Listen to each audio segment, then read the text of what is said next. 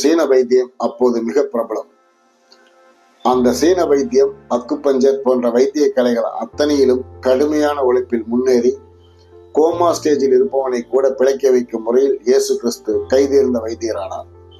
இன்றைய எல்லாவித சர்ஜனும் ஒன்றாக ஒருவன் படித்தால் எப்படி ஒரு டாக்டராக இருப்பானோ அந்த அளவில் வைத்தியத்திலும் ஹிப்னாசித்திலும் மிக கைதேர்ந்தவராக அவர் மீண்டும் நாசரேத்துக்குள் கால் பதித்து திட்டமிட்டபடி 12 சீடர்களை தன்னோடு அழைத்துக் கொண்டு அவர் தனது பிரச்சாரத்தை துவங்கினார்.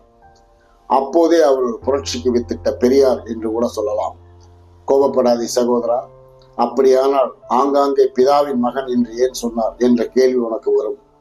அது அவருக்கு ஒரு பாதுகாப்பு வளையமாக இருந்தது என்பதுதான் உண்மை.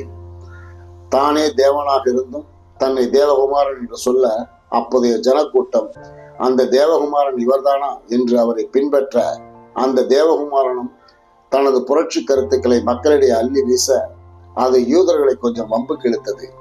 யார் இவன்? புரட்சிக்காரன் எங்கிருந்து வந்தான்? பேசத் துவங்கியது ஒரு கூட்டம். அந்த புரட்சி தலைவர் பெற்றெடுத்த புரட்சி தலைவன் தான் கற்றிருந்த வித்தைகளை சீடர்களுக்கு கூட இது வைத்தியம் என்று சொல்லாமல் அற்புதம் என்றே காட்டினார். சீன வைத்தியப்படி தொழுநோயாளிகளை அப்போதே குணப்படுத்தினார். தொழுநோய்க்கு மருந்து கண்டுபிடித்த முதல் விஞ்ஞானி என்று கூட உங்கள் தேவகுமாரனை அழைக்கலாம். குருடனுக்கு பார்வை வர வைத்தார். கோமா ஸ்டேஜுக்காரன் லாரா இறந்து விட்டதாய் சொல்லி அடக்கம் செய்ய அவனை எடுத்து செல்ல அக்குபஞ்சர் கலையின் மூலம் அவனை ஆங்காங்கே அழுத்த அவனுக்கு மூச்சு வர மக்கள் மிரண்டு விட்டனர். இவர் உண்மையிலேயே தேவகுமாரன் தான் என்று பாதி மக்கள் அவரை பின்தொடர, யூதர்களுக்கோ இயேசுவை அவ்வளவு எளிதாக கை வைக்க முடியாது என்று உணர்ந்தார்கள். காரணம், இப்போதைய காலகட்டங்களிலேயே தனிப்பட்ட மனிதனுக்கு ஆயிரக்கணக்கான மக்கள் கூட்டம் கூடுகிறார்கள் என்றால் 2000 வருடங்களுக்கு முன் பல்லாயிரக்கணக்கானோர் கூட்டம் கூடினால் ஆட்சியாளர்கள் எப்படி நடுங்கியிருப்பார்கள் என்று நான் சொல்ல வேண்டிய அவசியமில்லை, உங்களுக்கே புரிந்திருக்கும். ஆக அடுத்து கானாவூர் கல்யாணத்தில் முதல் அதிசயத்தை அவர் செய்து காட்டினார். விவிலியத்தில் கூட இயேசு செய்த முதல் அற்புதம் என்றுதான் இன்றும் உள்ளதே தவிர இயேசு செய்த முதல் தெய்வீக செயல் என்று இல்லை என்பதை என் கிறிஸ்தவ மக்களை முதலில் யோசிக்க வேண்டும். ஒரு பெண்ணை விபச்சார குற்றம் சாட்டி துரத்தி கொண்டு வர யூத வீரர்களுக்கு பயந்து அவளும் இயேசுவிடம் ஓடி வர, இவன் இதற்கு என்ன பதில் சொல்கிறான் பார்ப்போம் என்று சோதனை செய்வதற்காய் இவள் குற்றவாளி என்று கூற, அந்த புரட்சி தலைவன் உங்களில் யார் குற்றமற்றவரோ அவர் முதல் கல்லை அந்த பெண் மீது வீசட்டும் என்க ஒவ்வொரு கல்லாக கல்லை கீழே போட்டுவிட்டு காணாமல் போனதும் பைபிளில் உள்ளது. ஒரு மனிதன் ஒரு புரட்சிகரமான சிந்தனைக்காரனாக இருந்திருக்கிறான் என்பதை மக்கள் உணர வேண்டும்.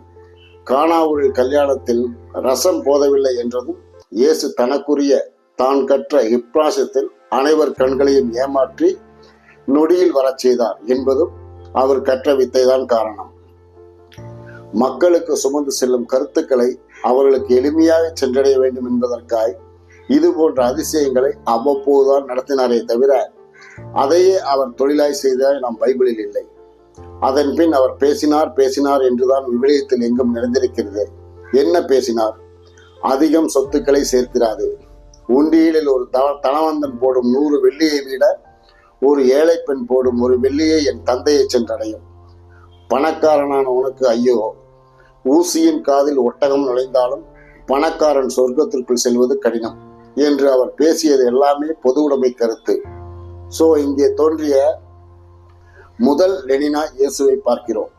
ஒரு பெரியாராய், ஒரு லெனினாய் இயேசு கிறிஸ்துவின் போதனைகளும் அவரின் பிரசங்களும் அமைந்தது.